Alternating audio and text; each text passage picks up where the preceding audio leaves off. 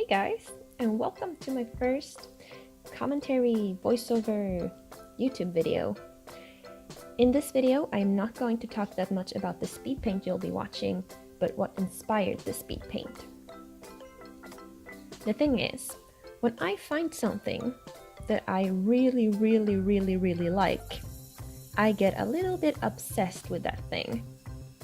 And in this case, it's a book called They Both Die at the End by Adam Silvera from 2017. And the thing is, when I start to obsess over something, I want to tell everyone about that thing. And I mean everyone. I nag friends, I nag family, and I just can't stop talking about it. Okay, so what's this book about then? Well, it starts off with a guy called Mateo Torres getting a call from something called Deathcast, and they're telling him that he's going to die today. In another part of town, a guy called Rufus Emeterio gets the same call. He's also dying today. These guys do not know each other, but because of reasons, they decide to get on this app called Last Friend app, which is an application for your phone which is designed to give you a last friend, and this is where they meet each other. They decide to meet up and live their last day on Earth together. And what's so funny about this is that Mateo and Rufus are each other's opposite. Mateo is an introvert, he barely has any friends and prefers to, stick to himself. And Rufus, he's got his gang, his friends, they're out doing stuff, and he's extroverted and very, not introverted. So their dynamic is very interesting to follow. So what makes this book so great? Why do I like it so much? Well, a big part of it is, of course, the characters and how you get to see their development throughout the book. And of course, the story, and that you're on edge all the time because you know that they're going to die, but you're not sure how it's gonna go down because Deathcast can't be specific, they can't predict that for you. I also really like small details that you get to know, like you get to follow a few side characters, and in the beginning you don't really understand why you get to know certain things, but in the end it all comes together and it's so satisfying to read, and that's amazing. I really like that kind of thing in the book. I think this book is very well written. I really like, now I just listing things that I like about the book, but hell, whatever. This was why I wanted to make the video in the first place, so to hell with it.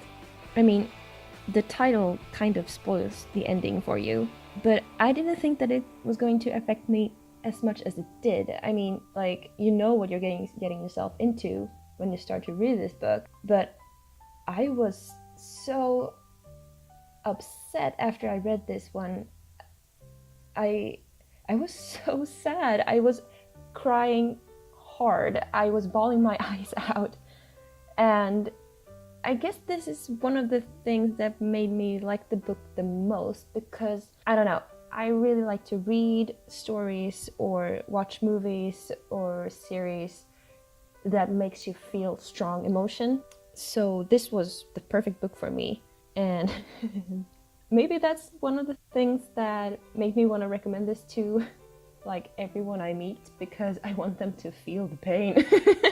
I want them to feel the things that I was feeling. Okay, so is there anything that I didn't really like about the book?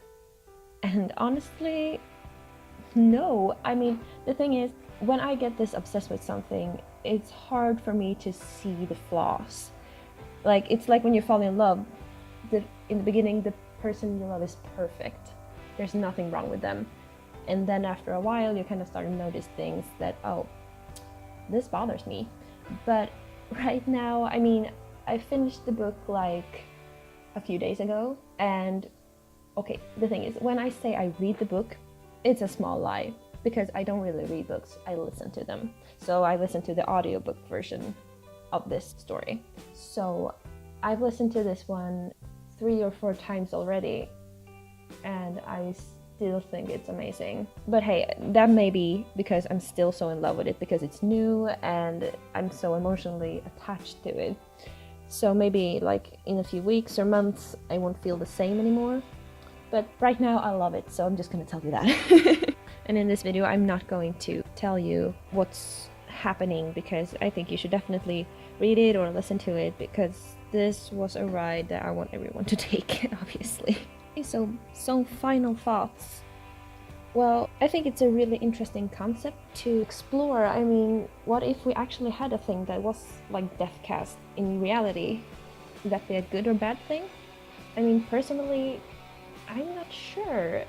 In the beginning, I thought, well, this is terrible. Why would you want to know when you're going to die? Then you're just gonna walk around that day and know, oh, holy cow, this is the last day. And just have all that anxiety.